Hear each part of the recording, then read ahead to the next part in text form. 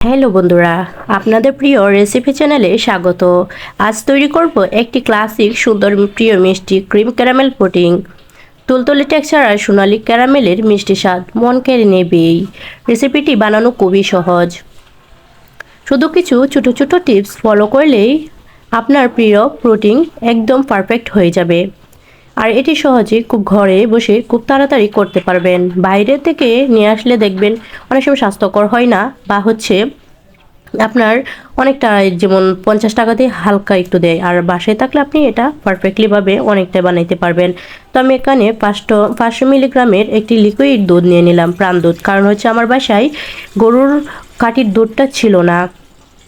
তাছাড়া আমাদের যেহেতু শহরে এখানে গরুর দুধ লিকুইডটা পাওয়া যায় না। তারপরে আমি এখানে ক্যারামেল বানানোর জন্য অন্য একটা পাতিলে বসিয়ে দিলাম।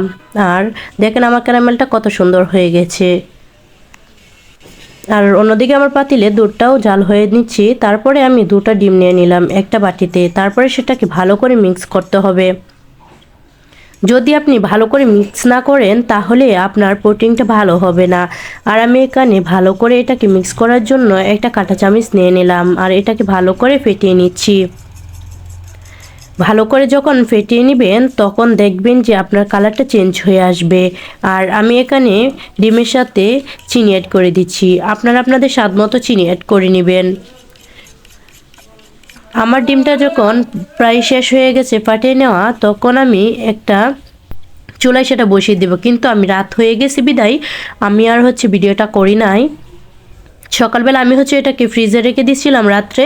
আর সকালে যখন এটাকে আমি ফ্রিজ থেকে বের করে, দেখেন কতটা সুন্দর হয়েছে।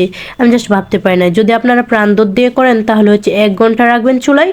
আর যদি আপনারা গরুর কাঠি দুধ দেন তাহলে 40 মিনিট রাখলে আপনার পুডিংটা হয়ে যাবে। জীবনে ফার্স্ট টাইম ভাবছিলাম না কখনো যে এরকম একটা পুডিং বানাইতে পারবো। ভাবছিলাম প্রাণ দুধ দিয়ে হয়তো বা হবে না, কারণ এর আগে আমি অনেকবার গরুর কাঠি দুধ দিয়ে বানিয়েছি, কিন্তু প্রাণ দুধ দিয়ে ফার্স্ট টাইম আমার লাইফের এই যে পুডিংটা বানানো হয়েছে। দেখেন কত সুন্দর। আমি কখনো ভাবতে পারি নাই যে এত সুন্দর হবে আমার পুডিংটা। দেখে মন ভরে গেল। ওয়াও! তো আপনারা চাইলে ঘরে বসে এভাবে বানাইতে পারেন। বেশি কিছু লাগে না, চিনি, ডিম আর একটা চুলা হইলেই হয়ে যায়। গরুর দুধ লাগে এটুকুই, এত আহামরি কিছু না। আপনারা চাইলে সহজে আপনারা এটা বানিয়ে নিতে পারেন। যদি আমার ভিডিওটা ভালো লাগে তাহলে অবশ্যই চ্যানেলটা সাবস্ক্রাইব করবেন এবং পাশে থাকবেন, শেয়ার করে দিবেন। ধন্যবাদ।